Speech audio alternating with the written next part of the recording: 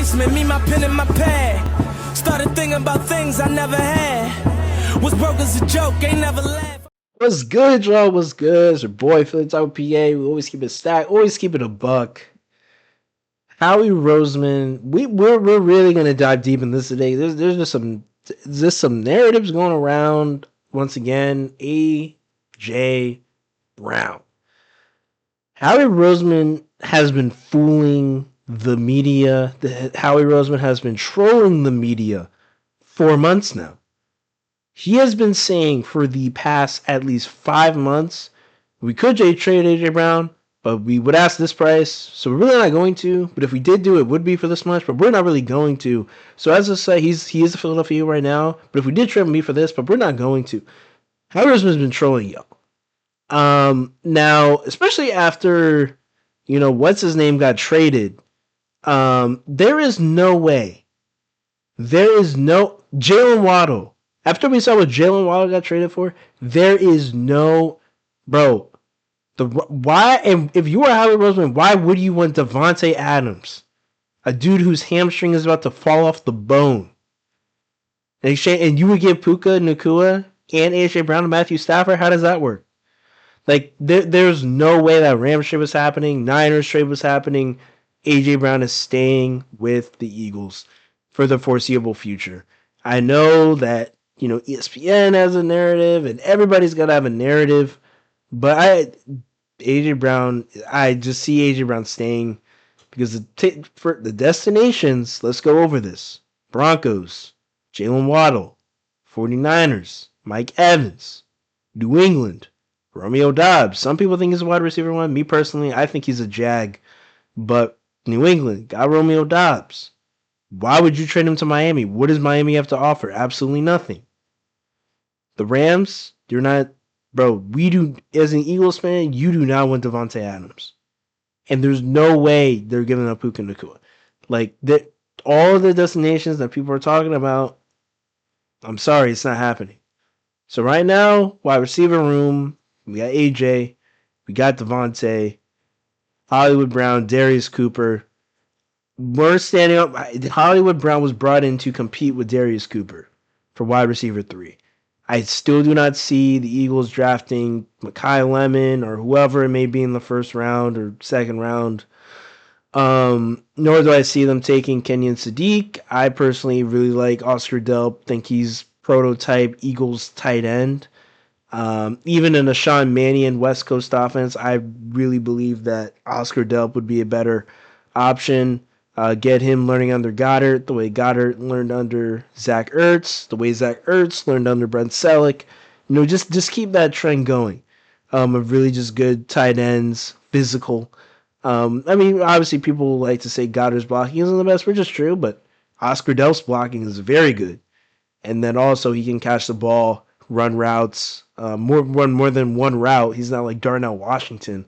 But, the Eagles offensively, O-line should be priority. What are you going to do in 2 years? Lane Johnson. Right guard, what are you going to do if you don't bring Mekhi Becton back? Or keep him long term?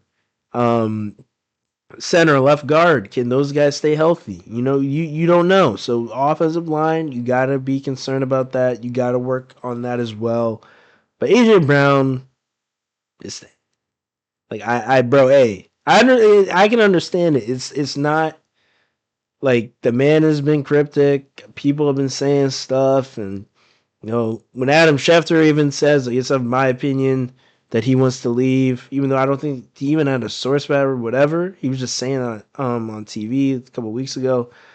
There's a lot. It's easy to say, but Diane Rossini has been pushing this. One of the main, advocates, supporters for AJ Brown being traded. It still hasn't happened. Once again, Diana Rossini, the stuff she gets it from, she's got, bro, once again, if you're a reporter, because I really want to explain to people who, because we don't do this, I want to explain to people who, say Diana Rossini is a horrible reporter. I want to explain. If you are a reporter and you lie about something, you misuse or falsify like a source, you are done. Like your credibility is cooked, done, ruined forever. So that being said, when Diane Rossini says something, she's not lying. When Derek Gunn, my man, D Gunn, when he says something, he's not lying because they're getting it from somewhere. Now, if you want to point to people in the organization that are giving them this stuff, then go ahead. But Diane Rossini is not lying when she's saying like there's rumors, there's rumblings in the organization. So maybe Howie Roseman, maybe people that work with Howie Roseman are saying stuff like AJ Brown, we got to move off this guy. But Howie Roseman's the guy that calls the shots. And he's like, no, AJ Brown's staying here. So but that's just something to clear up because sometimes, people go at reporters like they're lying. And it's like, if they're lying, then like they would be fired. They would not have... Reporters have lied and gotten fired. So that's the thing. Like, I'm not the Diana Rossini like crusader. I'm just trying to explain to people that she's getting people like her. They're getting the stuff from somewhere. Well, that being said, Aiden Brown, we're not worried about it. Rest of this team, super excited. Makuba's gonna be back. I think Jihad's gonna miss most of the offseason as well. But those two guys, they're gonna be back. JC, JD in the middle. Nolan Smith, Jalix Hunt, return the crew. Obviously, Jam Phillips, no more. A couple other guys moved on. Milton Williams, still got a Jomo dog. He's probably gonna be another Milton Williams. Meaning that he'll be after his 4th year's up. If you don't have enough money for him, which it's a very good chance they won't, he might go to a team that's gonna be on the come up, maybe like Carolina or Atlanta or something. One of these up and coming teams.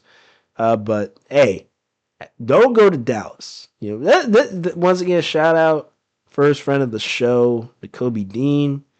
Hey, bro could have took maybe even more money. It might have been, or a better offer to go to Dallas. He was like, nah, I can't do that. I'm gonna switch conferences. I'm gonna go to a team that the Eagles almost like never play. So shout out to Kobe Dean. Shout out to you, man. Big things for 17. Now, gotta end this off with a bit of... I don't really like to do this, but a bit of Sixers discussion. I still believe... Like, I saw... First off, shout out to my man, Miles. Real talk. Shout out to you, brother. I saw him talking about how if the Sixers are able to avoid the Celtics until Western Conference Finals, meaning pretty much if you get to like the 6th seed, which is still doable, like that can be possible. Sixers might be able to make something happen. I'm just so in the mindset. Paul George in the playoffs, Embiid's gonna get hurt. VJ, he's still a rookie at the end of the day, and you can't ask Maxey to do it all by himself. So and once again, I do not care about back-to-back winning streaks against like the Pelicans and the Grizzlies and the Kings. Like I don't care. I don't care because we've seen it too many times. You got to show when it matters most. And with this group, hey, you beat a hot Charlotte team the other night. You got Miami tonight. Maybe y'all can do something. But until this team really does something, if this team makes it to the second round, because right now, I'm gonna keep it a buck, bro. I don't know with this team. So if this team is able to make it to the second round, I might start believing. But until that point, y'all gotta do something. Because once again, it's the same thing. And once again, we have to remember the big three that are running this team. You got a head coach, Nick Nurse, coaches like it's 2016. You got a GM in Daryl Morey, who is way too heavily reliant on AI and all that stuff. So you got that going on. And then you got the big man, big dog, Epstein buddy, Josh Harris. That's running the squad, running the whole thing, operation. So you still gotta worry about those three, because they'll definitely find ways to screw it up. But hey, what more can you do? Sixers, There's nothing more to say. You know what? No, I don't want to end it because that's just such a bad note. That's just terrible. That's disgusting. We're gonna end on this one because I have a good friend, man. I work with here. We do stuff. It's great. So obviously we saw this kid Mullins, steal the ball against Duke, game winning half court three. And I remember when I think it was about a week ago, we said how Dan Hurley is one of those coaches where you really have to play sports or be involved in sports to understand or be a winner in any field to understand Dan Hurley. The same dude, Mullins, hit a three. I think it was against UCLA. Round of 32, whatever, or Sweet 16. This man, Dan Hurley, was jumping up and down as if they had just won the national championship after a bench player, freshman, hit a three in the second, and late in the first half. And people, I hate Dan Hurley, he's just an actor, and he doesn't like the media, and he's just a pain to everyone, and he can, be really mean, and he's always on the court. That should be a technical foul. Or shut up, man. Like, you're fake, bro. Y'all know the school I go to. I've watched every single game. I can guarantee you, Dusty May has been on the floor arguing with the officials at least twice a game. Because that's what great coaches do. I'm sorry. So does Tom Izzo, does Matt Cronin, do those guys just sit on the bench? Does John Shire just sit on the bench? Does Rick Pitino, does anyone? Do any of these coaches just sit on the bench and chill the entire time? Or no, they actually get up and coach hard. Like, people, like, generally, that's just who he is. Like, electric guy.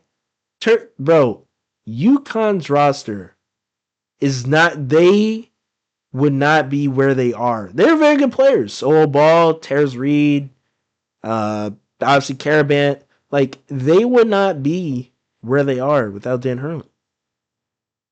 Like, coaching Matt and Pete, like, I just get so sick. I get tired of when people say, he doesn't like the media. He doesn't, Like, bro, like, you are the literal, when Dan Hurley said society is getting soft, people are just proving the point. Like, okay, like, he did, like, I can point to everyone. I was just at a press conference for Dusty May, and some reporter asked, like, a super dumb, like, 45-second long question, and Dusty May scratching his head and pretty much asking the dude, like, what are you asking? Like, what are you saying? I have no, like, what are you doing? So Dan Hurley might do that in a more emphatic way, but they're doing the same thing. Because, yes, sometimes y'all ask, like, dumb questions. We ask dumb, like, questions that are like, bro, dumb, like, why? Like, why would you even ask that? And once again, people like Dan Hurley's the actor. He doesn't do anything. I can't remember an actor that won back-to-back championships, developed NBA talent. I mean, the latest piece, obviously, I think you would say, Stephon Castle or whoever it might be. But I mean, hey, so maybe your coach, your school's coach should become an actor. If you want to be a national champion back to back, maybe your coach should become an actor, because it's just a really frustrating narrative. Yes, Dan Hurley is exuberant. Yeah, he's like headbutting the ref after the game. Like, that's just who y'all must have not heard of Bob Knight or any of these other like coaches, because this is a lot of what this guy does is peanuts compared to what all these other guys back in the day were doing. But y'all gonna continue to run with it, and we're gonna continue to stand on our take, our side, because that's what we do. Dan Hurley, outside of Iowa State, this is a real quick thing. Outside of Iowa State, UConn was the next team I was personally most afraid of. Duke, I obviously still afraid, but they weren't looking good. They were missing guys, or guys still weren't clearly 100%. But now you got UConn and oh my gosh, UConn and Illinois, Michigan, Arizona. Right now, I'm just gonna say it's gonna be Michigan, UConn. Michigan wins by 8. And low key could.